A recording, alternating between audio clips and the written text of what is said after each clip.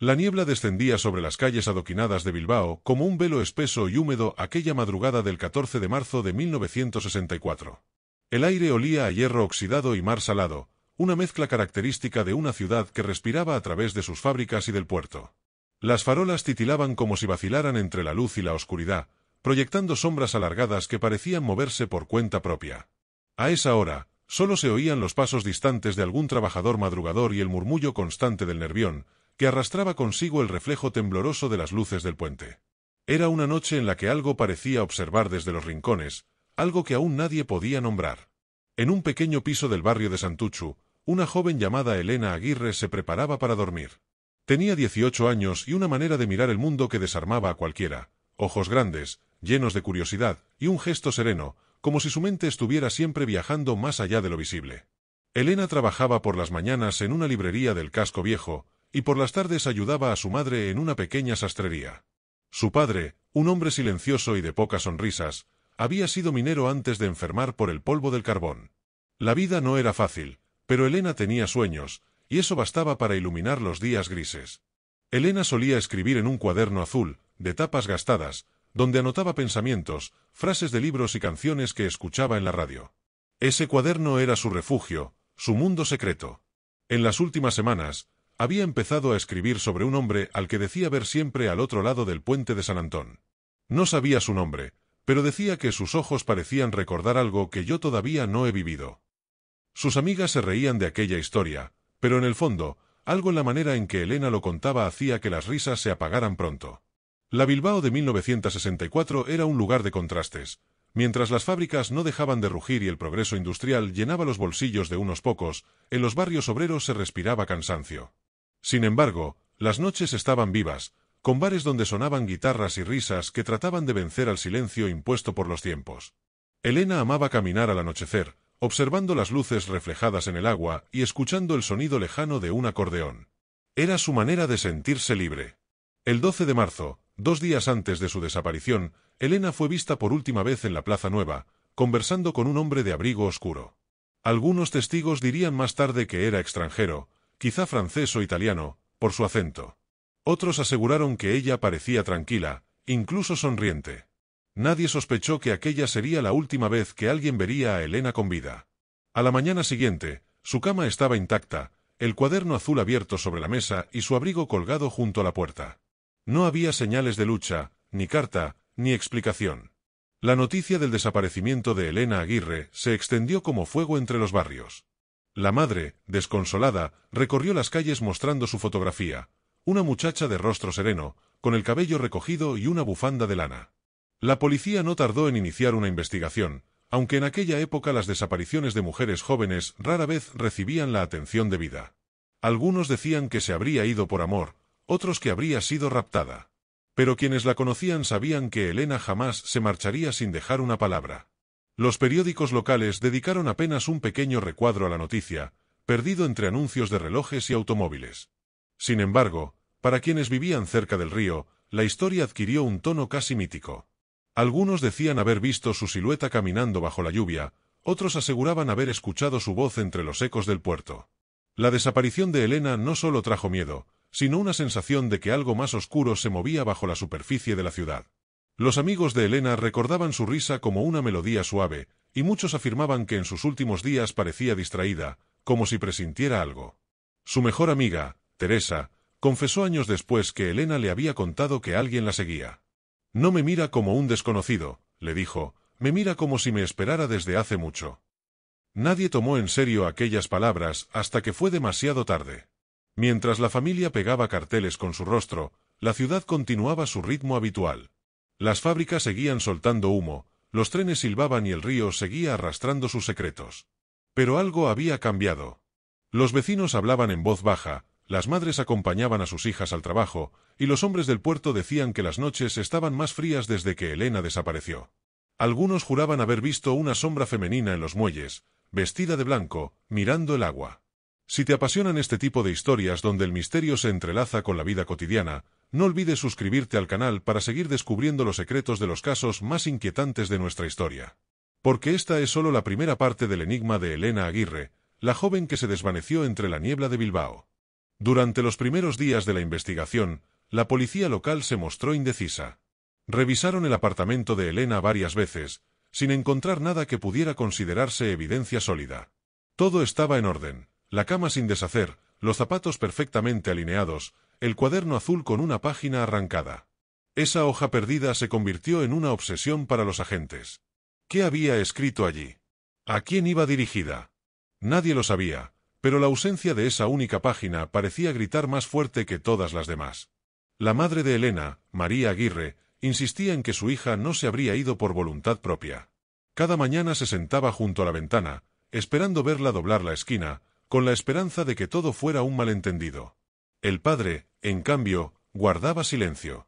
Se limitaba a fumar en el balcón, mirando la ciudad con los ojos vacíos. A veces, los vecinos lo encontraban en la iglesia, encendiendo velas y murmurando oraciones que apenas podían oírse. Bilbao entera parecía sostener el aliento, como si el aire mismo esperara respuestas.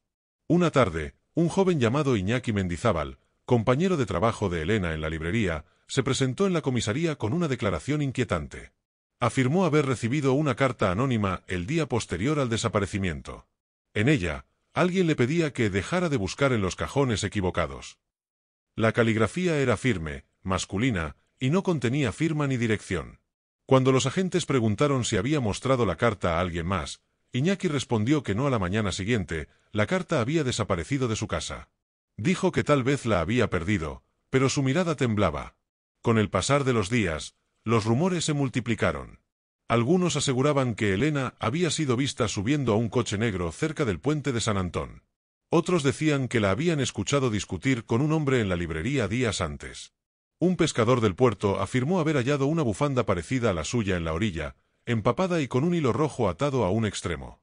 Los investigadores la analizaron, pero el informe nunca se hizo público. Años después, uno de los policías retirados confesaría que hubo cosas que se decidieron ocultar por orden superior. La figura del hombre de abrigo oscuro comenzó a tomar forma entre los testimonios. Algunos lo describían como alto, de cabello peinado hacia atrás, con un acento extranjero. Otros decían que su presencia resultaba perturbadora, como si no encajara del todo en la ciudad. Se le empezó a llamar el forastero del puente, un nombre que circulaba entre los vecinos y en las tabernas del barrio. Nadie sabía su nombre real, pero todos lo recordaban: un rostro inexpresivo, unos ojos fríos, y un reloj dorado que parecía brillar incluso bajo la lluvia. Mientras tanto, los días se convertían en semanas. La madre de Elena visitaba la comisaría a diario, suplicando por novedades. Los agentes la trataban con respeto, pero ya era evidente que el caso empezaba a enfriarse. Las desapariciones sin cuerpo, decían, eran las más difíciles de resolver. Sin embargo, el inspector Ramiro Sáez, un hombre meticuloso y reservado, se negó a abandonar el caso. Había algo en la historia de aquella muchacha que no encajaba, algo que lo mantenía despierto por las noches. Sáez decidió revisar los objetos personales de Elena nuevamente. Fue entonces cuando descubrió algo que los demás habían pasado por alto: una pequeña marca de tinta en la última página del cuaderno azul, apenas visible bajo la luz. Usando una lupa, logró leer una palabra escrita con prisa: Orduña. Nadie entendía qué significaba. ¿Era un lugar? ¿Un apellido? Orduña, en efecto, era una pequeña localidad a unos 40 kilómetros de Bilbao, conocida por su paisaje montañoso y su estación de tren. El inspector decidió ir allí. El viaje a Orduña lo llevó a una vieja estación semivacía, rodeada de montes y de un aire que parecía suspender el tiempo. Los empleados recordaban haber visto a una joven parecida a Elena unos días antes de su desaparición.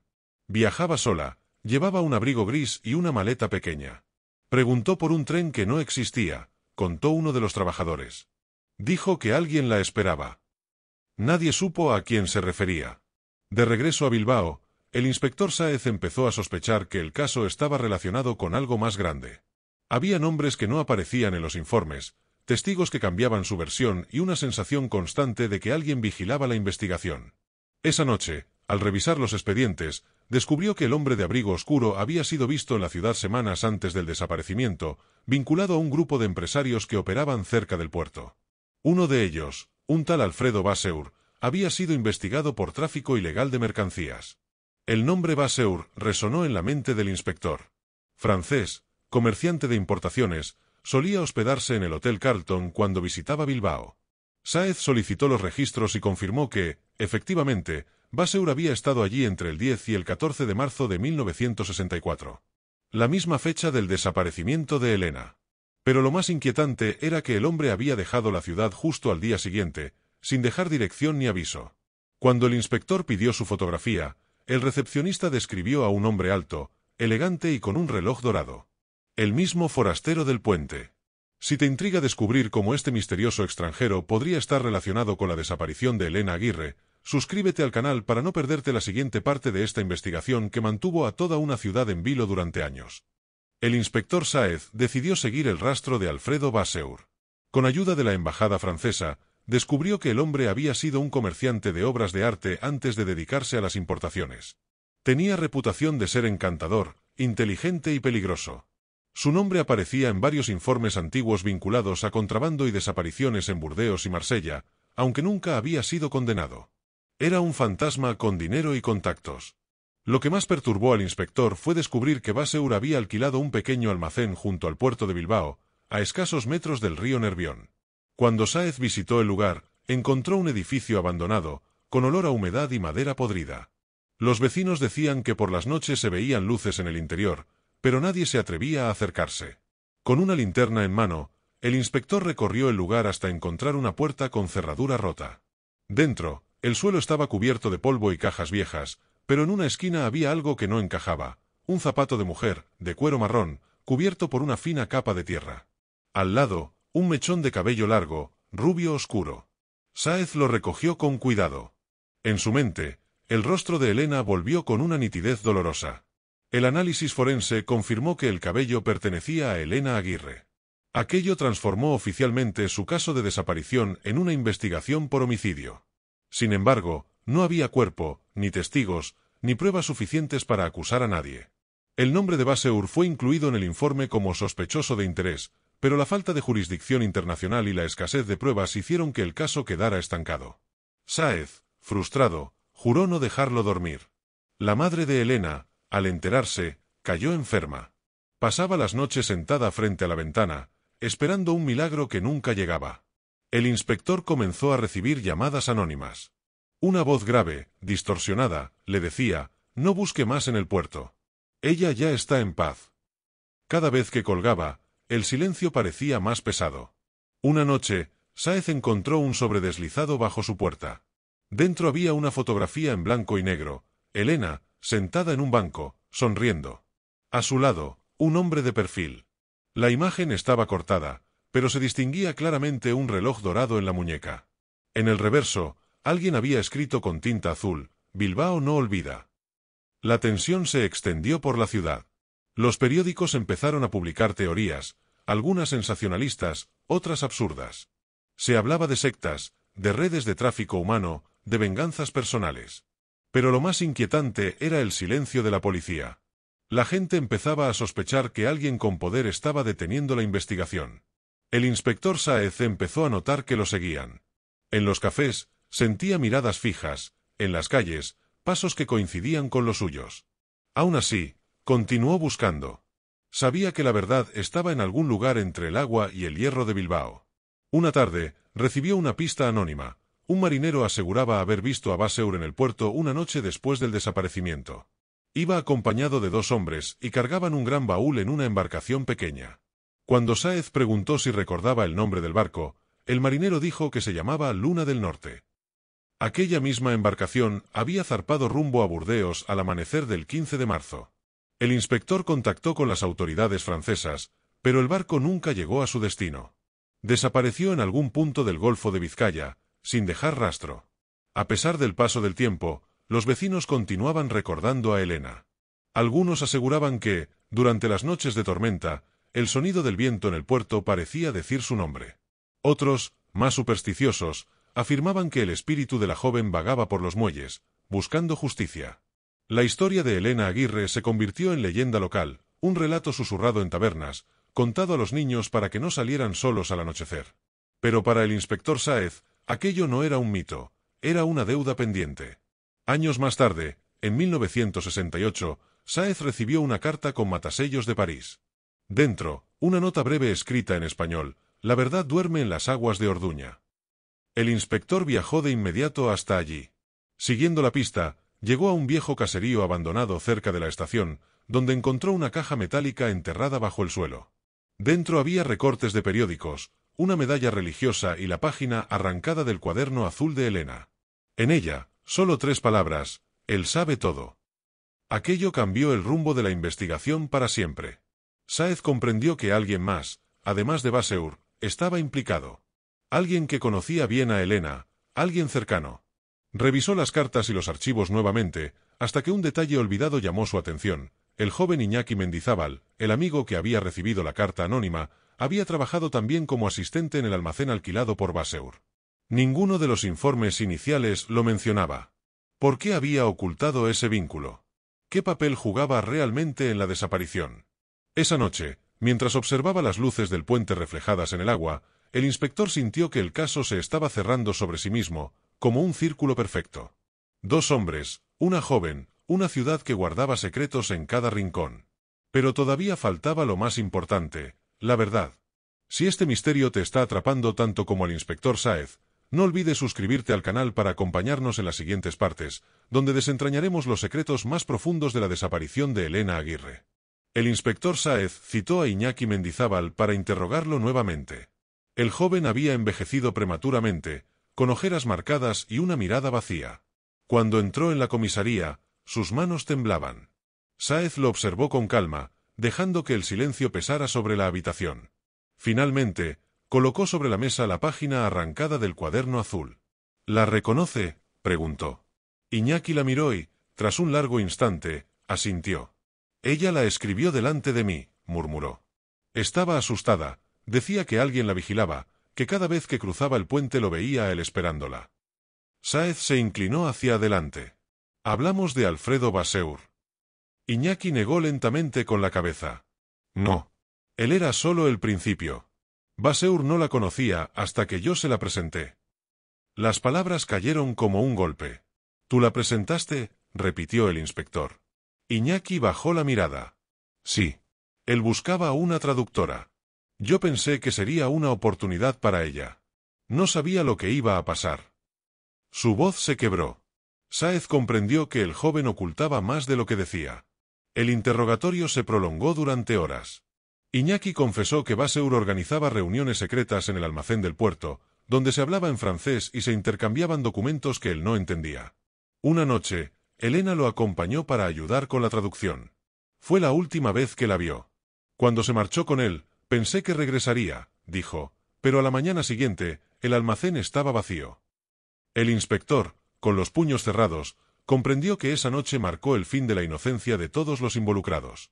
Sáez ordenó una búsqueda exhaustiva en los registros portuarios, y descubrió que Vasseur había fletado un barco auxiliar bajo nombre falso.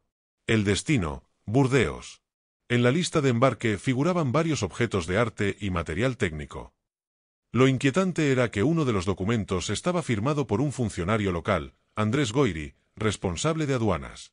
Sáez conocía bien ese nombre. Era un hombre respetado, con vínculos políticos y una fortuna inexplicable.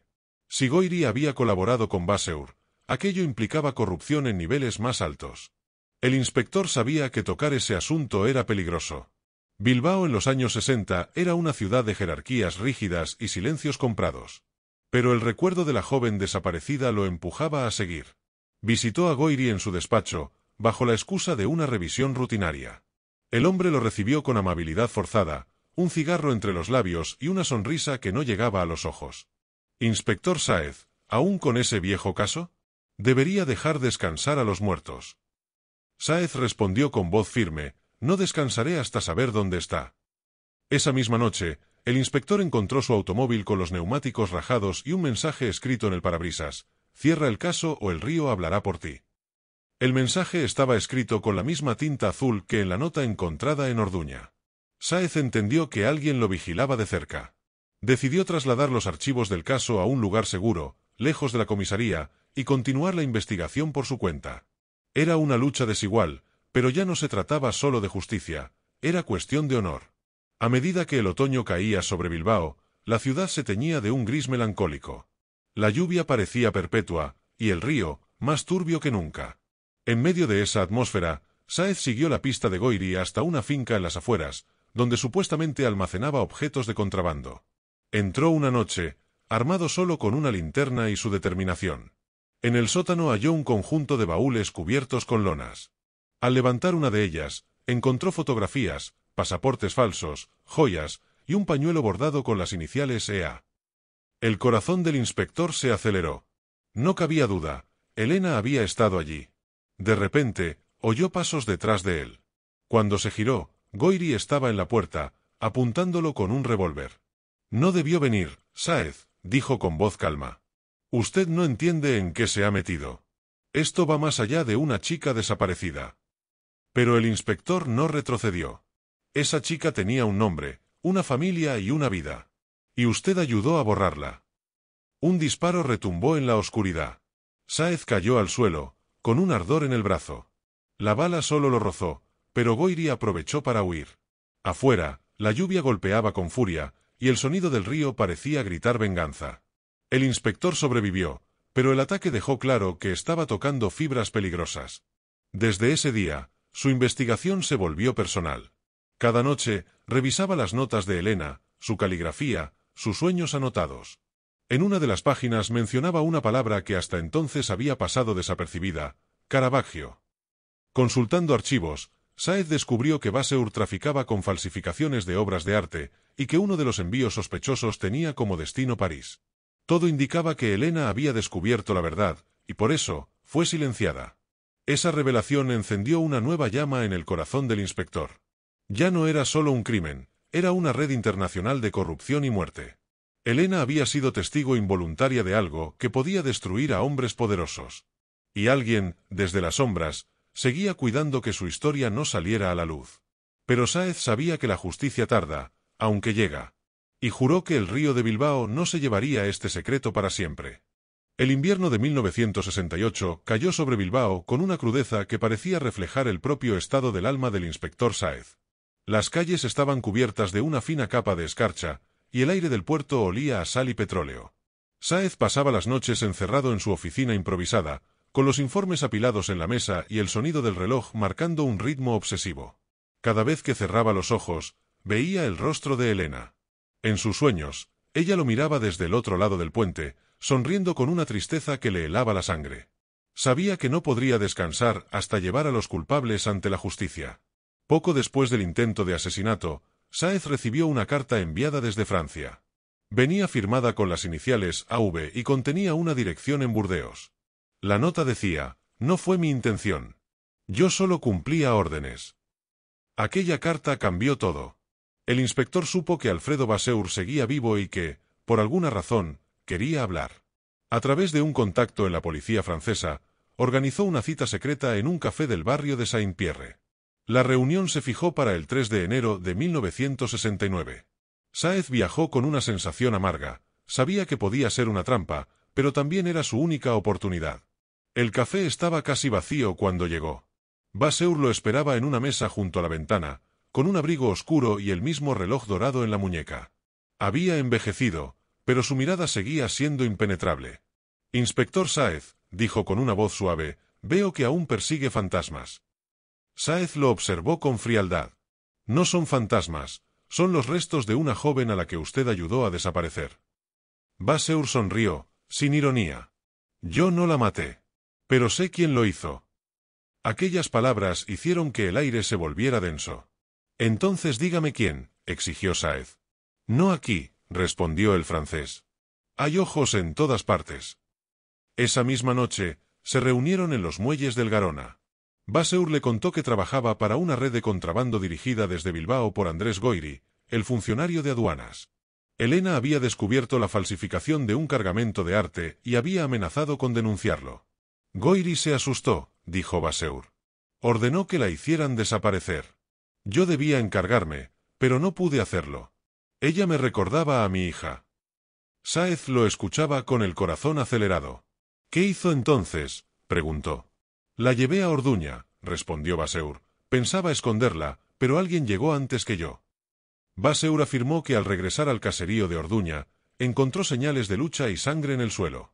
Goiri había enviado a sus hombres. La buscaron y la sacaron de allí. Nunca la volví a ver. El inspector le pidió pruebas, pero Vasseur solo tenía una fotografía, Elena junto a un coche, con miedo en la mirada. «Esto es todo lo que me queda», dijo, entregándosela. Antes de marcharse, el francés añadió algo más. «Tenga cuidado, inspector. Goiri no actúa solo. Tiene protectores muy arriba». A la mañana siguiente, Vasseur fue hallado muerto en un callejón de Burdeos. Oficialmente, un robo. Extraoficialmente, un mensaje. Sáez regresó a Bilbao con la determinación ardiente de cerrar el caso. Con la ayuda de un juez amigo, consiguió una orden para registrar de nuevo la finca de Goiri. Esta vez, buscó en el terreno exterior, donde un viejo pozo había sido sellado con cemento. Tras horas de trabajo, lograron abrirlo. El olor fue insoportable. Dentro, hallaron restos humanos, un trozo de tela gris y una pequeña medalla con el nombre Elena grabado. El inspector se arrodilló junto al pozo, incapaz de contener las lágrimas. Habían encontrado a Elena Aguirre, 5 años después de su desaparición. La noticia sacudió Bilbao como un terremoto. La ciudad, que había aprendido a convivir con el misterio, se vio obligada a mirar de frente la verdad. Los periódicos llenaron las portadas con el rostro de la joven y el titular: «Hallan los restos de la desaparecida Elena Aguirre en propiedad de funcionario local». La madre de Elena murió pocos meses después, sin fuerzas para enfrentar el dolor. Su padre, en cambio, asistió al funeral en silencio, de pie bajo la lluvia, con los ojos fijos en el ataúd. El inspector Sáez colocó sobre la tumba el cuaderno azul, cerrado por fin. El juicio contra Andrés Goiri comenzó en septiembre de 1969. La sala estaba llena, el aire cargado de tensión. Goiri se presentó con su habitual elegancia, negando toda implicación. Afirmó que desconocía la existencia del pozo y que su finca era frecuentada por trabajadores externos. Pero las pruebas eran contundentes: documentos falsificados, transferencias ilícitas, el testimonio de Iñaki Mendizábal, quien finalmente confesó haber presenciado la llegada del coche aquella noche fatídica. «No la mató con sus propias manos», declaró Iñaki entre lágrimas, «pero fue él quien dio la orden». Durante el juicio, el inspector Sáez fue llamado a testificar. Con voz firme, relató cada detalle, cada hallazgo, cada mentira. La defensa intentó desacreditarlo, pero el público ya había elegido de qué lado estaba la verdad. El jurado tardó 3 días en deliberar. El veredicto fue claro: culpable de homicidio y asociación criminal.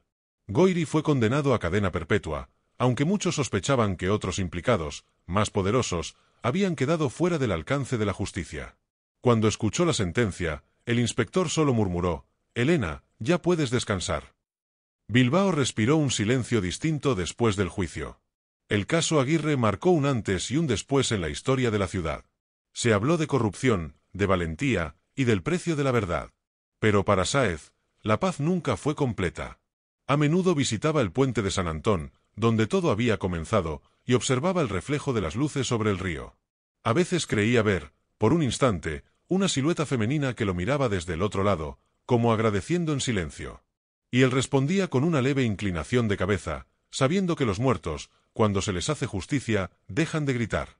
Si has llegado hasta aquí y te apasionan las historias donde el misterio y la verdad se enfrentan cara a cara, suscríbete al canal y acompáñanos en las próximas investigaciones, donde seguiremos desenterrando los secretos más oscuros de nuestro pasado. El juicio de Andrés Goiri cerró oficialmente el caso, pero para el inspector Sáez, las sombras aún se extendían más allá de lo que la justicia había alcanzado. Había demasiadas preguntas sin respuesta. ¿Quién protegía a Goiri desde las altas esferas? ¿Quién había ordenado el asesinato de Vasseur en Burdeos? ¿Qué papel jugaban los documentos desaparecidos del almacén del puerto? Aquel entramado de mentiras parecía extenderse como una telaraña invisible sobre la ciudad. Sáez sabía que, aunque el cuerpo de Elena había sido hallado, la verdad seguía enterrada. En las semanas posteriores al juicio, Sáez comenzó a recibir sobres sin remitente. Dentro, recortes de prensa antiguos, todos relacionados con desaparecimientos de mujeres jóvenes en otras ciudades: Santander, Gijón, incluso Burdeos. Los patrones eran similares: chicas de clase trabajadora, vinculadas de algún modo al puerto o a hombres relacionados con el comercio marítimo. En cada sobre, una nota breve escrita a máquina. No fue la única. El inspector comprendió que la historia de Elena Aguirre era solo una pieza de algo mucho mayor, y que los tentáculos del crimen alcanzaban lugares que él apenas empezaba a vislumbrar. Una noche, mientras revisaba los recortes, un nombre se repitió en varios informes: Julián Vázquez, empresario bilbaíno y antiguo socio de Goiri. Era dueño de varias naves industriales y de una empresa de transporte marítimo. Lo más inquietante era que, según registros bancarios, había transferido grandes sumas de dinero a cuentas en Francia los mismos días en que desaparecieron varias jóvenes. Sáez decidió investigar en silencio, sin informar a sus superiores. Había aprendido que, en casos como ese, la lealtad podía costar la vida. Sáez comenzó a seguir a Vázquez. El hombre vivía en una mansión en Deusto, rodeado de lujo y silencio. Se movía con escoltas, pero de vez en cuando visitaba el puerto al anochecer. En una de esas visitas, el inspector logró acercarse lo suficiente para escuchar una conversación. Un marinero le decía: «El francés habló más de la cuenta». A lo que Vázquez respondió: «Por eso ya no respira». Esa frase bastó para confirmar lo que Sáez temía: Vázquez había ordenado la muerte de Alfredo Vasseur. Si aquello era cierto, entonces también era responsable indirecto de la muerte de Elena. Con esa información, el inspector presentó un informe confidencial al juez que lo había apoyado en el caso Aguirre. Sin embargo, a los pocos días, el juez fue trasladado a Madrid por motivos administrativos. Sáez entendió el mensaje. Le estaban advirtiendo que se detuviera. Pero era demasiado tarde para dar marcha atrás. Una noche, mientras regresaba a su apartamento, notó que la cerradura había sido forzada. En el interior, todo estaba revuelto: los documentos, las fotografías, incluso su arma reglamentaria. En la pared, alguien había dibujado una cruz con pintura roja. «Bilbao no olvida». La misma frase que apareció en la foto de Elena años atrás. Durante semanas, Sáez vivió en un estado de paranoia constante. Apenas dormía, comía poco y siempre llevaba consigo una copia del expediente Aguirre, como si temiera que desapareciera de nuevo. Una madrugada, recibió una llamada desde un número desconocido. Una voz femenina susurró: «Usted no entiende, inspector. Ellos siguen aquí». Luego, el silencio. Aquella voz lo persiguió durante días. ¿Era alguien que sabía más? ¿O simplemente el eco de su propia obsesión? Lo cierto era que cada paso lo acercaba más al abismo. Sáez decidió visitar de nuevo la tumba de Elena. Se arrodilló frente a la lápida y dejó una rosa blanca sobre la piedra húmeda. «Te lo prometí», murmuró, «y lo cumpliré». En ese instante, sintió una calma extraña, como si el viento del río llevara una respuesta invisible. Era como si ella misma lo empujara a seguir. Esa noche, volvió a su oficina decidido a exponer a Vázquez. Preparó un dossier con todos los documentos, testimonios y fotografías, y planeó entregarlo al periódico local El Correo Español. Sabía que, una vez publicado, no habría vuelta atrás. El día siguiente amaneció con un cielo gris plomo. Sáez se dirigió al periódico con el maletín en la mano, pero nunca llegó. Su coche fue encontrado abandonado en una carretera secundaria, a las afueras de Bilbao. El motor aún caliente, la puerta abierta y el maletín desaparecido. No había señales de lucha. Solo su sombrero, caído junto al arcén. Durante días, la policía organizó búsquedas, pero el inspector Ramiro Sáez había desaparecido, igual que años antes lo había hecho Elena Aguirre. La ciudad volvió a sumergirse en un silencio denso, lleno de preguntas sin respuesta. Una semana después, el periódico recibió un sobre sin remitente.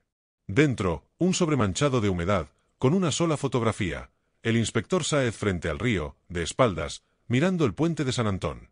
En el reverso, las mismas palabras escritas con tinta azul: «Bilbao no olvida». Nadie supo quién envió esa foto. Algunos creyeron que Sáez seguía vivo, oculto, esperando el momento de regresar. Otros pensaron que había corrido la misma suerte que Elena. Lo único cierto era que el río, testigo de tantas sombras, guardaba ahora otro secreto más en sus aguas. Bilbao amaneció diferente el día que se confirmó la desaparición del inspector Sáez. El rumor se extendió rápidamente por las calles, por los bares, por los muelles donde los marineros aún hablaban del caso Aguirre como si fuera una herida abierta. La prensa local lo llamó el segundo desaparecido del Nervión, y aunque la policía trató de minimizar el asunto, la ciudad entera sabía que algo más profundo se estaba gestando. En los rostros de la gente se leía el miedo, pero también una especie de respeto silencioso hacia aquel hombre que había desafiado a los poderosos. Durante los meses siguientes, las autoridades cerraron el caso con un informe ambiguo: el inspector Ramiro Sáez desapareció en circunstancias desconocidas. Posible fuga voluntaria. Pero nadie lo creyó. Los compañeros del inspector sabían que era incapaz de abandonar una investigación a medias, y menos una tan personal.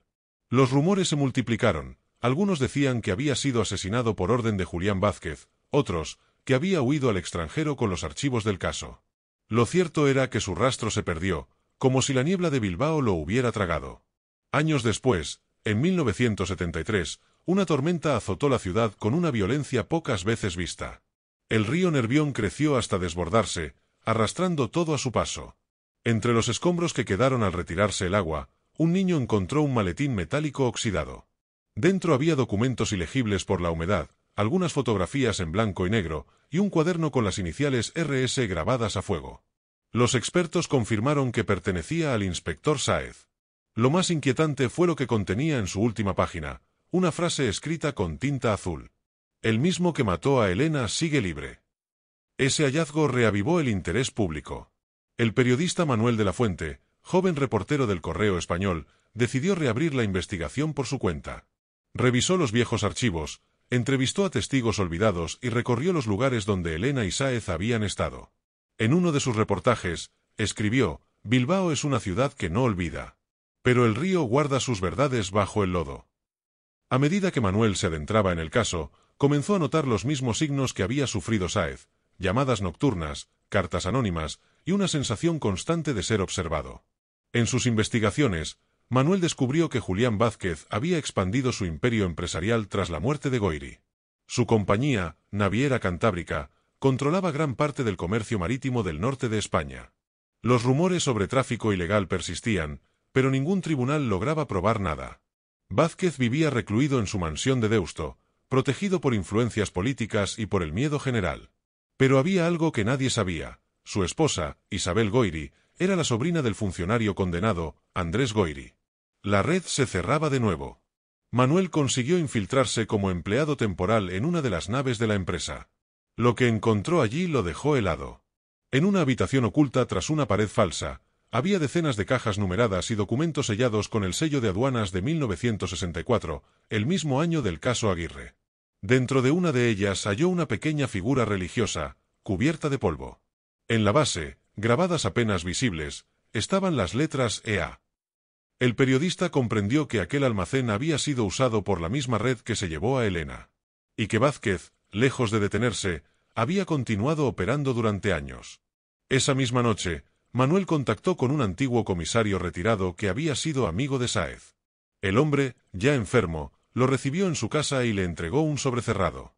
«Esto me lo dejó Ramiro antes de desaparecer», le dijo. Dijo que si algo le pasaba, lo usara para terminar lo que él empezó. Dentro del sobre, Manuel encontró una carta y una cinta de grabación. En la carta, Sáez explicaba que tenía pruebas de que Vázquez había mandado matar tanto a Elena como a Alfredo Basseur, y que contaba con testigos dispuestos a hablar, si vivían lo suficiente. Manuel escuchó la cinta con las manos temblorosas. La voz de Sáez, grave y cansada, decía: «Si escuchas esto, significa que ya no estoy. No confíes en nadie. Busca a Teresa, la amiga de Elena. Ella tiene la llave que falta». Aquellas palabras se convirtieron en su guía. Teresa, ya anciana, vivía en una residencia en las afueras de la ciudad. Cuando el periodista la visitó, ella lo miró con los ojos llenos de tristeza. «Ramiro me dijo que vendrías», susurró. «Elena escribió algo más. Lo escondí para protegerla, pero ya es hora de que lo sepas». La mujer entregó a Manuel una cajita de madera, cerrada con una cinta azul. Dentro había una carta escrita por Elena días antes de desaparecer.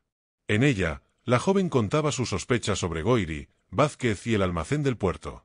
«Si algo me pasa, no miren al extranjero», decía la nota, «miren más cerca. Hay alguien entre nosotros que vende nuestras almas por oro». Esa frase cambió todo. Elena sabía quién era su enemigo. Y había intentado advertirlo. Su voz, desde 1964, seguía resonando casi una década después, como si se negara a morir. Con esa carta, Manuel publicó un artículo explosivo titulado La sombra del río, la verdad tras el caso Aguirre. El texto señalaba directamente a Julián Vázquez como el cerebro oculto tras las desapariciones y el asesinato de Elena. La publicación causó un escándalo nacional. Sin embargo, días después, la redacción del periódico sufrió un incendio que destruyó los archivos originales. El periodista sobrevivió, pero tuvo que abandonar Bilbao. Afirmó haber salvado una copia de la carta de Elena, aunque nadie volvió a verla. El caso, una vez más, se disolvió en la niebla. Pero algo había cambiado. Por primera vez, el nombre de Julián Vázquez fue pronunciado públicamente como el posible asesino de Elena Aguirre. Y aunque la justicia nunca lo condenó, su reputación quedó manchada para siempre. Murió en 1978, en circunstancias extrañas, tras caer por las escaleras de su mansión. Algunos dijeron que fue un accidente. Otros, que alguien, o algo, finalmente lo había hecho pagar. Los años pasaron, pero el caso Aguirre nunca desapareció del todo de la memoria colectiva de Bilbao. En los cafés del Casco Viejo, entre los ecos de las guitarras y el aroma del vino tinto, los más viejos aún hablaban de la chica del puente. Decían que en las noches de niebla, cuando el viento soplaba desde el Nervión, se podía escuchar una voz femenina que susurraba el nombre de quienes la habían traicionado. Nadie se atrevía a acercarse al lugar donde apareció su cuerpo, porque creían que su alma seguía esperando justicia. En 1982, casi 20 años después del crimen, una nueva generación de investigadores decidió revisar los casos antiguos. Entre ellos estaba Lucía Sáez, hija del desaparecido inspector Ramiro Sáez. Había seguido los pasos de su padre sin siquiera conocerlo, pues tenía solo 3 años cuando él desapareció. Su motivación era clara: limpiar su nombre y descubrir la verdad. Lucía revisó cientos de documentos, informes y grabaciones hasta que dio con algo que nadie había notado antes: una serie de pagos en cuentas extranjeras vinculadas a una fundación creada por Vázquez poco antes de su muerte.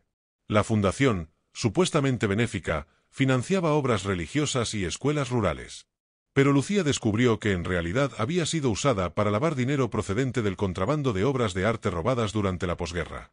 Muchos de esos envíos salían del puerto de Bilbao, el mismo escenario del secuestro de Elena. De repente, todo encajaba: la joven había sido testigo de una operación ilegal y pagó con su vida.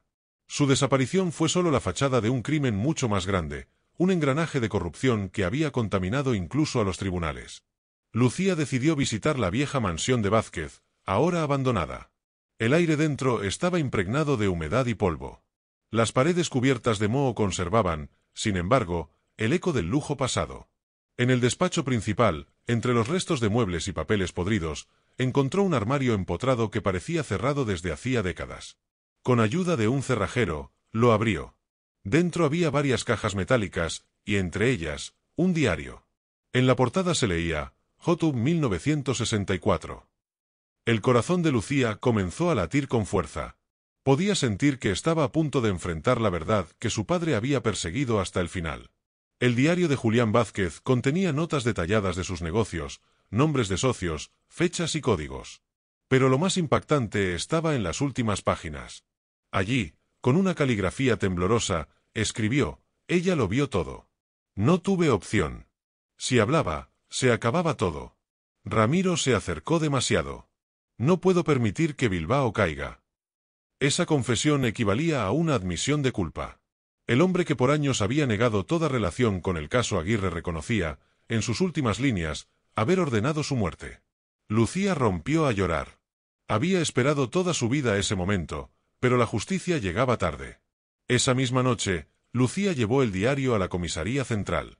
Sin embargo, cuando regresó al día siguiente, el documento había desaparecido. Le dijeron que no existía ningún registro de su entrega. Era el mismo patrón que había perseguido a su padre: cada prueba que acercaba la verdad se esfumaba. Lucía comprendió que las sombras que controlaban Bilbao aún estaban activas, aunque los nombres hubieran cambiado. Pero esta vez no pensaba rendirse. Hizo copias de las páginas más importantes antes de entregarlas, y las guardó en un lugar seguro. En los meses siguientes, Lucía comenzó a divulgar discretamente los hallazgos en programas de radio locales. Su voz, calmada pero firme, narraba los hechos con precisión casi poética. Elena Aguirre tenía solo 18 años cuando la oscuridad la reclamó. Pero su historia sigue hablándonos, recordándonos que la verdad siempre flota, incluso en las aguas más turbias. Aquellos programas despertaron una ola de interés en toda España. Gente de diferentes ciudades enviaba cartas compartiendo casos similares. Era como si la voz de Elena se multiplicara a través del tiempo. Durante una de esas emisiones, Lucía hizo una pausa y dijo con emoción contenida: si te gustan estas historias de misterio, si crees que recordar a las víctimas es una forma de justicia, no olvides suscribirte al canal y acompañarnos en los próximos casos. Porque cada relato que contamos mantiene viva una verdad que otros quisieron enterrar. Esa frase se volvió icónica entre los oyentes. La gente empezó a seguirla no solo por la historia de Elena, sino porque sentían que ella encarnaba la lucha de todos los olvidados.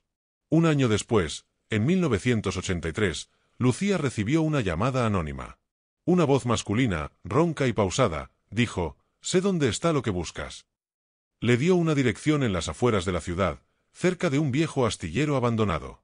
Allí, entre restos oxidados y madera podrida, encontró una caja metálica envuelta en un saco húmedo.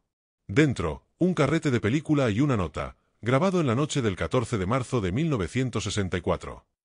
Lucía llevó el material a un laboratorio de restauración y esperó. Lo que vio cuando se proyectó la cinta la dejó sin aliento. La filmación mostraba a un grupo de hombres cargando algo pesado desde un coche hasta una lancha.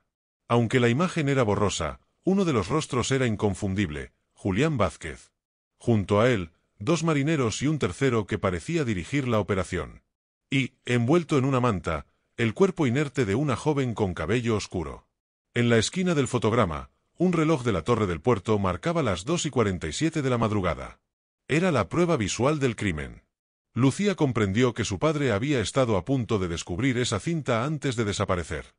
Lucía observó la cinta una y otra vez. Cada segundo grabado era una prueba irrefutable, pero también una condena. Sabía que, si la hacía pública, podría poner en riesgo su propia vida, como le ocurrió a su padre.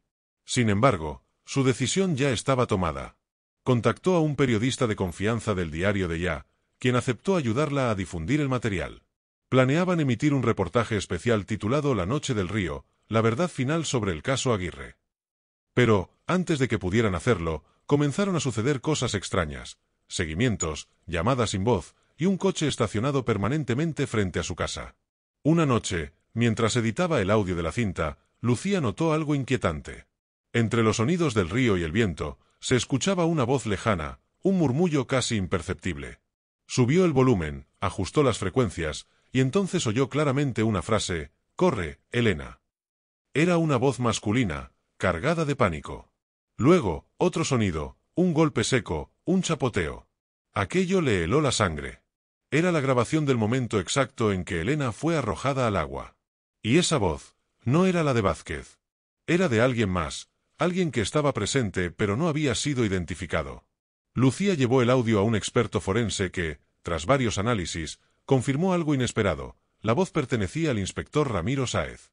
El informe técnico coincidía en un 94%. Eso significaba que su propio padre estuvo allí la noche del crimen. La joven se quedó en silencio durante largos minutos, incapaz de procesar lo que eso implicaba. ¿Era posible que su padre hubiera presenciado el asesinato? O peor aún, que hubiera participado de alguna forma. Las certezas que había construido se desmoronaban como un castillo de naipes bajo la tormenta. Decidida a descubrir la verdad completa, Lucía regresó al astillero donde había encontrado la caja. Revisó el terreno con una linterna, buscando más pistas. Entre las tablas podridas, halló un segundo carrete, más deteriorado. Cuando lo proyectó, la imagen mostró una secuencia aún más perturbadora: el rostro de Sáez, iluminado por un farol, mirando directamente a la cámara mientras decía: «No puedo detenerlos. Todo está perdido». Luego, la cinta se cortaba abruptamente. Lucía rompió en llanto. Su padre había sido testigo, sí, pero también una víctima más de la misma red que intentaba destruir. En un intento de limpiar su nombre, Lucía preparó un documental con todos los hallazgos. Su tono era sobrio, cargado de melancolía. La narración comenzaba con una frase que retumbó en toda España. En Bilbao, en marzo de 1964, una muchacha de 18 años desapareció bajo la niebla del Nervión. Pero el río nunca olvida. El documental se estrenó en televisión en horario nocturno y tuvo un impacto profundo. La gente volvió a hablar de Elena, de su inocencia, de su coraje. Y por primera vez, el nombre de Ramiro Sáez fue reivindicado como el hombre que dio su vida por la verdad. El éxito del documental reabrió la investigación oficialmente. Nuevas pruebas salieron a la luz: registros bancarios, testimonios de antiguos trabajadores del puerto y un informe confidencial de la policía francesa que mencionaba a Alfredo Baseur y a Julián Vázquez como parte de una red internacional de contrabando y tráfico de personas. Todo apuntaba a que Elena había descubierto uno de sus envíos ilegales y fue eliminada para silenciarla. La teoría del crimen pasional, sostenida durante años, se derrumbó por completo. Sin embargo, el nuevo juicio enfrentó obstáculos desde el principio.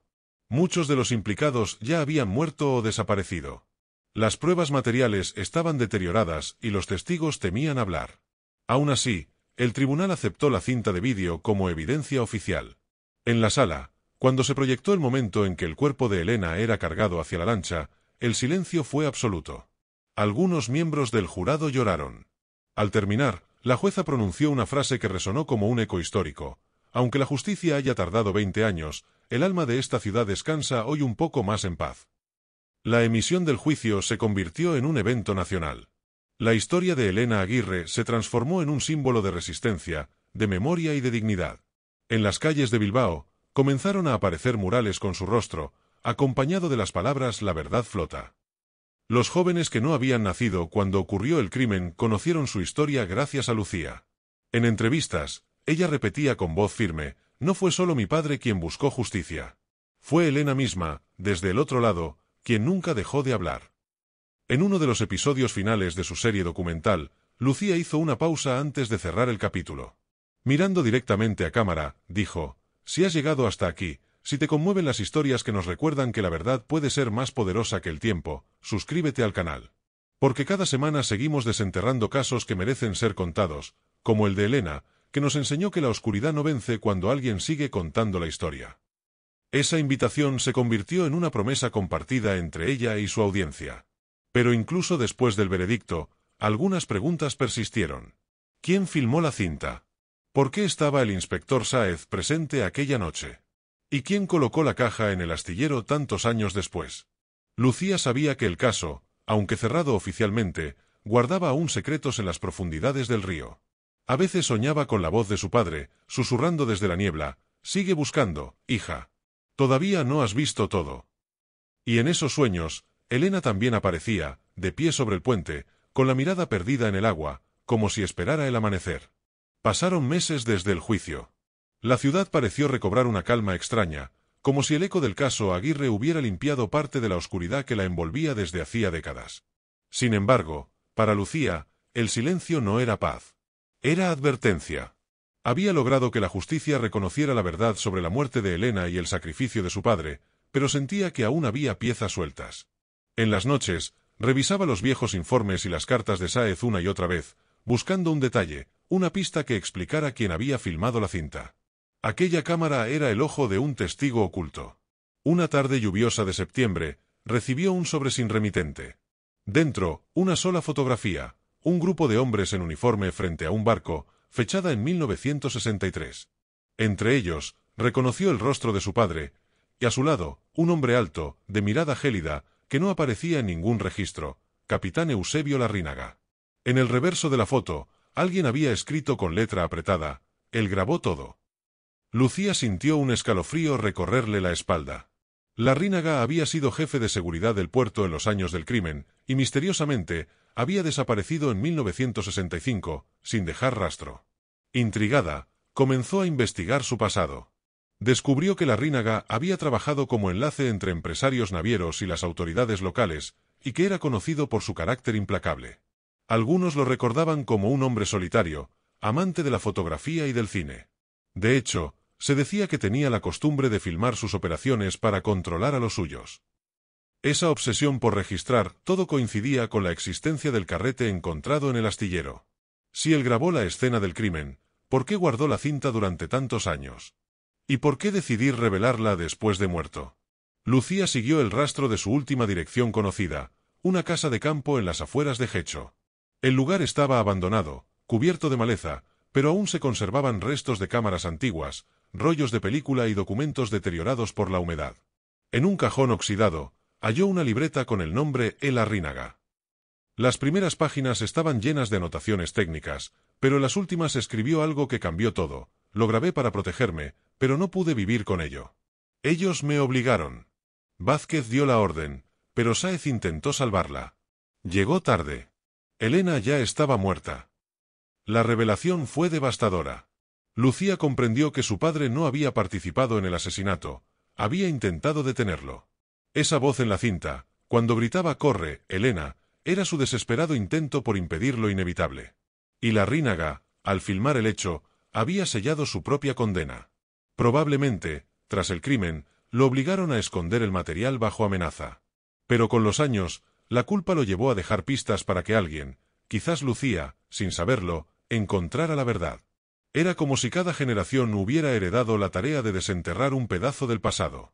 Con esa nueva información, Lucía decidió preparar un nuevo episodio del documental, titulado El testigo invisible. En él narró la historia de Larrínaga, su vínculo con Vázquez y la confirmación final de que su padre había sido un héroe incomprendido. En el cierre del programa, dijo con voz emocionada: «Las sombras pueden esconder la verdad durante un tiempo, pero siempre hay alguien que enciende una luz, aunque le cueste la vida». Si te apasionan estas historias donde la justicia se abre paso entre la oscuridad, suscríbete al canal y ayúdanos a mantener vivas las voces que otros quisieron silenciar.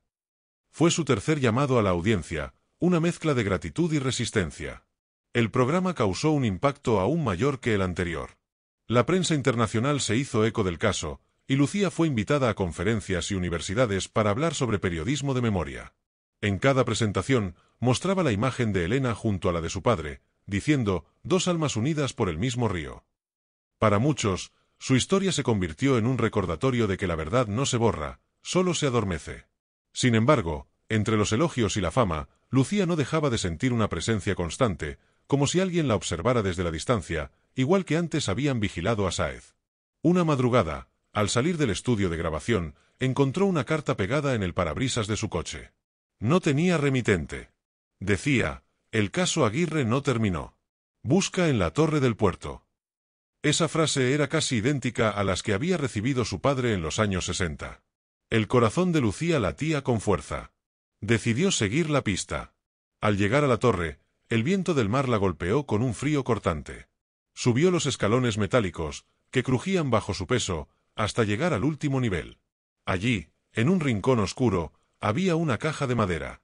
Dentro, una llave antigua y un mapa dibujado a mano.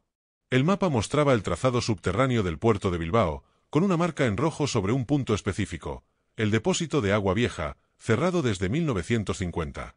Lucía comprendió que esa era la última pieza. Decidió regresar al día siguiente con un equipo de grabación. Cuando llegaron al lugar, la puerta oxidada cedió con un chirrido. Dentro, el aire era denso, húmedo, impregnado de sal. Las linternas iluminaron columnas cubiertas de moho y un suelo cubierto de barro. Avanzaron entre los pasillos hasta llegar a una cavidad sellada por una compuerta de hierro. En la pared, un grabado apenas visible: EA 1964. Lucía se arrodilló, temblando. Aquellas iniciales eran las de Elena Aguirre. Con ayuda del equipo, forzaron la compuerta. Al abrirla, encontraron una pequeña caja envuelta en una manta empapada. Dentro, una libreta envuelta en plástico. En su interior, una serie de anotaciones y un dibujo de un puente, el de San Antón. Era el diario perdido de Elena. Las primeras líneas estaban casi borradas, pero una frase seguía legible: «Si lees esto, ya saben lo que me hicieron. Pero no olvides mi nombre». Lucía sintió como las lágrimas caían sin poder detenerlas. Elena había dejado su testimonio final, escondido donde nadie pensó buscarlo. El hallazgo fue noticia mundial. Por primera vez, la voz de Elena habló directamente desde 1964, confirmando lo que tantos habían sospechado. Describía sus miedos, su sospecha de que la seguían, sus planes de huir y los nombres de quienes la acosaban. Ese diario fue la pieza definitiva que cerró el caso después de más de 20 años. La prensa lo llamó el Testamento del Río. Bilbao, la ciudad que había guardado silencio por tanto tiempo, finalmente exhaló. En una ceremonia pública, las autoridades declararon el 14 de marzo como el Día de la Memoria de Elena Aguirre, en honor a todas las víctimas olvidadas. El descubrimiento del diario de Elena Aguirre no solo devolvió su voz, sino que reavivó el interés por la justicia histórica. Lucía organizó una exposición en Bilbao para mostrar todos los documentos encontrados: fotografías, cartas, el cuaderno azul, la cinta de Larrínaga y finalmente el diario de Elena. La sala estaba llena de luz tenue y vitrinas de cristal que protegían los objetos, mientras un hilo musical de viento y agua simulaba el murmullo del Nervión. Los visitantes podían sentir la presencia de Elena, como si la ciudad misma quisiera recordar que no podía olvidarla. En la inauguración, Lucía dio un discurso que emocionó hasta al más escéptico. Esta exposición no solo honra a Elena, sino a todos los que fueron silenciados por el miedo y el poder. La verdad puede tardar décadas, pero siempre encuentra su camino. Mientras hablaba, Algunos de los presentes sintieron un escalofrío al pasar junto a la sección donde se mostraba la cinta del astillero. Muchos juraron que, por un instante, escucharon un susurro entre el murmullo de los visitantes. «Gracias por recordarme». Era como si la propia Elena diera su bendición. El caso también trajo consecuencias legales tardías. Aunque Julián Vázquez había muerto en 1978, las autoridades pudieron imputar a otros miembros de la red que aún vivían. Entre ellos, exempleados del puerto y algunos funcionarios menores que habían ayudado a cubrir el crimen. Gracias al diario y a la evidencia audiovisual, la Fiscalía logró condenas simbólicas que sirvieron como advertencia: la justicia puede llegar aunque el tiempo juegue en contra. Sin embargo, los nombres más poderosos nunca fueron señalados, manteniendo el halo de misterio que siempre rodeó a Bilbao. Durante esa época, Lucía fue invitada a numerosos programas de televisión y documentales internacionales para contar la historia de Elena y de su padre. Siempre recordaba incluir una frase clave: la memoria es un acto de justicia que ningún poder puede silenciar. Esa frase resonó especialmente en los jóvenes, quienes comenzaron a investigar por su cuenta casos históricos olvidados. La narrativa de Elena y Sáez se convirtió en un referente de periodismo de investigación y memoria histórica, demostrando cómo una sola voz puede transformar la percepción de toda una ciudad.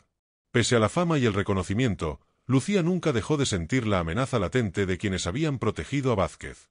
En más de una ocasión recibió sobres sin remitente, con fotografías antiguas del puerto o del astillero, acompañadas de notas ambiguas: «Nunca debiste tocar esto».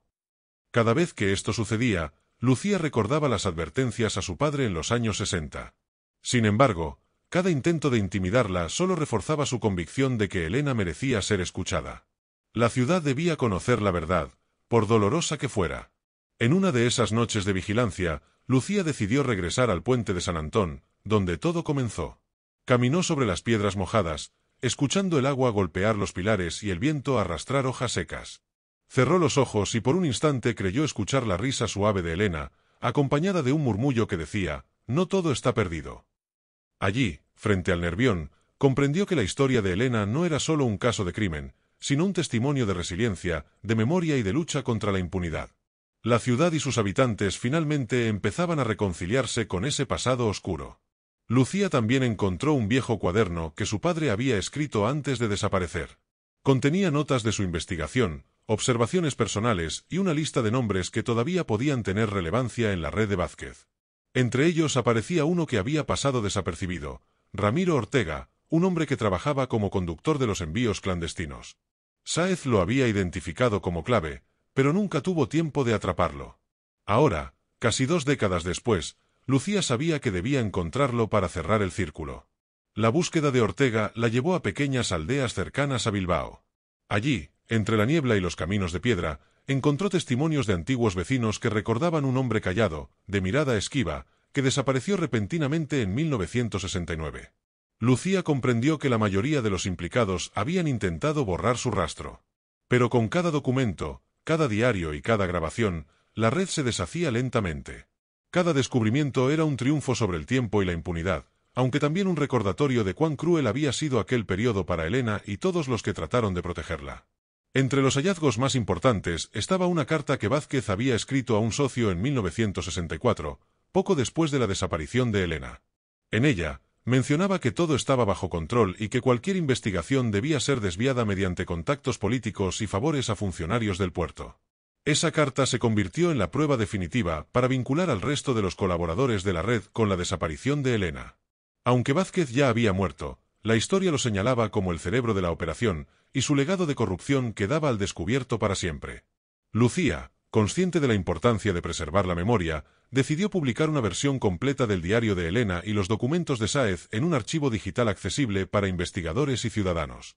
La idea era que la verdad, una vez documentada, nunca pudiera ser ocultada nuevamente. Con cada página escaneada y transcrita, la joven que había sido víctima en 1964 recuperaba un poco de voz y de poder, mientras el nombre de su padre, Ramiro Sáez, quedaba inmortalizado como un defensor incansable de la justicia. En 1985, Lucía recibió una pista inesperada. Un hombre que afirmaba haber trabajado en la mansión de Vázquez durante los años 60 quería contar su versión de los hechos. Su nombre era Pedro Salazar, ya anciano, con manos temblorosas y voz débil, pero con recuerdos nítidos. Declaró que había presenciado reuniones clandestinas en la propiedad, donde Vázquez y Goyri discutían sobre los envíos de arte y la manera de silenciar a testigos incómodos. Según Pedro, Elena había sido vista viva por última vez siendo llevada hacia la lancha, y que Sáez había estado presente intentando intervenir. Su testimonio confirmó muchas de las sospechas contenidas en la cinta y el diario. Lucía, consciente de la gravedad de la revelación, decidió grabar la entrevista y añadirla como material complementario a su documental. Mientras escuchaba las palabras del anciano, un escalofrío recorrió la sala. Pedro describió con detalle la voz que Sáez había gritado a Elena, las manos de los marineros y la forma en que la manta cubría su cuerpo. Era la confirmación definitiva de que la grabación original de Larrínaga era auténtica. Cada fragmento de la verdad se ensamblaba, mostrando un cuadro completo de la tragedia que había marcado Bilbao durante más de 20 años. Con este nuevo testimonio, la Fiscalía decidió reabrir formalmente el caso para procesar a los últimos implicados aún vivos, incluyendo a Ramiro Ortega, quien se había escondido durante décadas en una localidad del País Vasco. Lucía acompañó a los investigadores para identificar los lugares descritos en los documentos y la filmación, guiándolos a cada punto crítico: la finca de Goyri, el astillero y finalmente la lancha donde Elena fue trasladada. Cada paso del proceso parecía cerrar un capítulo, pero también reabría heridas en la memoria colectiva de la ciudad. Durante las audiencias judiciales, se proyectaron nuevamente la cinta y las fotografías, mientras Pedro Salazar testificaba en detalle. La sala estaba en silencio absoluto. Algunos familiares de otros desaparecidos lloraban, reconociendo que sus historias formaban parte de la misma red de impunidad. Varios abogados defensores intentaron desacreditar a los testigos por la antigüedad de los hechos, pero la acumulación de evidencia escrita, visual y testimonial resultó insalvable. Era un juicio donde la historia misma hablaba, y nadie podía ignorarla. Entre los documentos que presentaron, destacó un mapa del puerto con anotaciones en tinta roja, que mostraba la ruta seguida por la lancha y los puntos donde se habían escondido las pruebas durante años. Cada marca tenía un significado, una inicial, un número o un símbolo. Lucía interpretó estos códigos y entregó la traducción a los jueces, quienes lo incluyeron como evidencia en el proceso. Gracias a esto, Ramiro Ortega fue finalmente arrestado, y aunque anciano, tuvo que enfrentar las consecuencias de sus acciones. Durante el juicio, permaneció callado, consciente de que el tiempo no había borrado su culpabilidad. La ciudad de Bilbao siguió con atención cada sesión del juicio. Muchos ciudadanos acudieron al tribunal para observar de cerca lo que durante décadas había permanecido oculto. Lucía se convirtió en un referente, siendo reconocida por su valentía y compromiso. En varias ocasiones, recordó al público la importancia de mantener viva la memoria. Elena no solo fue una víctima, fue una testigo que nos enseñó que la verdad puede vencer al miedo. Si te apasionan estas historias de justicia tardía, suscríbete al canal y acompáñanos en cada investigación. Fue su cuarto llamado, más emotivo y firme que todos los anteriores. Finalmente, en 1986, el tribunal dictó sentencia. Ramiro Ortega fue condenado por complicidad en homicidio y encubrimiento de pruebas, recibiendo una pena simbólica debido a su edad avanzada, pero la condena representaba un triunfo moral. La Corte reconoció el esfuerzo de Sáez y de Lucía como fundamentales para reconstruir la verdad. Además, la sentencia recomendaba la preservación del material audiovisual y documental como patrimonio histórico, asegurando que futuras generaciones pudieran estudiar y reflexionar sobre los errores y las injusticias de aquel tiempo. Con la conclusión del juicio, Lucía decidió organizar un homenaje público en el puente de San Antón. Allí, frente al río Nervión, colocó una placa conmemorativa que decía: «En memoria de Elena Aguirre y de todos los que buscaron la verdad. Que su historia nos recuerde que la justicia puede tardar, pero siempre llega». La ceremonia fue sencilla, pero cargada de emoción. Entre los presentes estaban descendientes de testigos, ciudadanos de Bilbao y periodistas que habían seguido el caso durante décadas.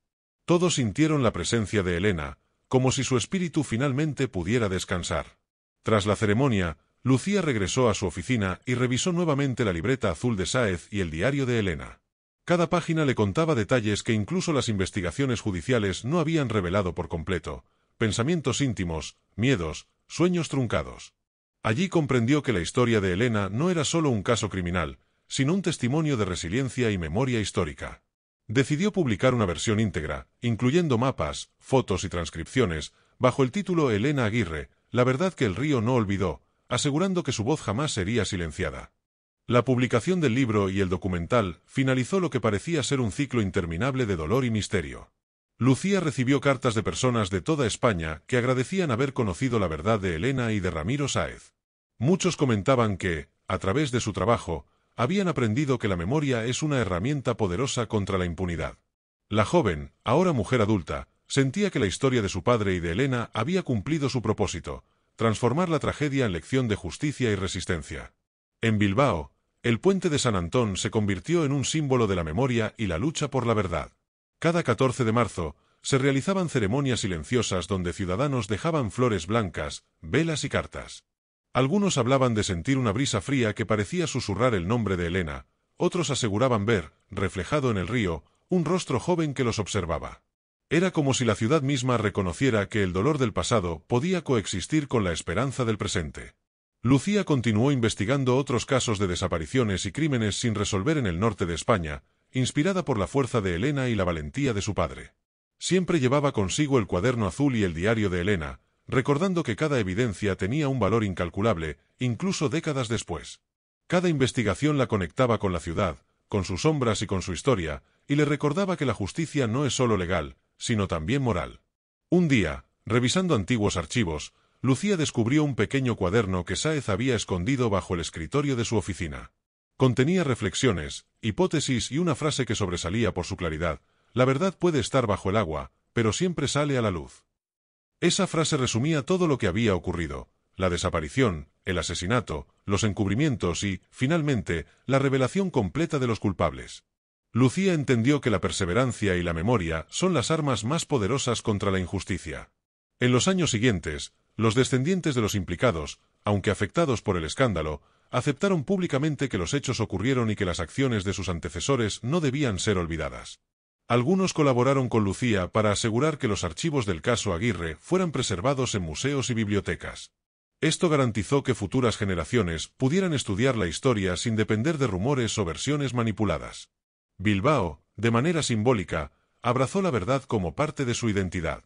Lucía, mientras tanto, decidió grabar un último episodio de su documental desde el mismo puente donde Elena fue vista por última vez con vida.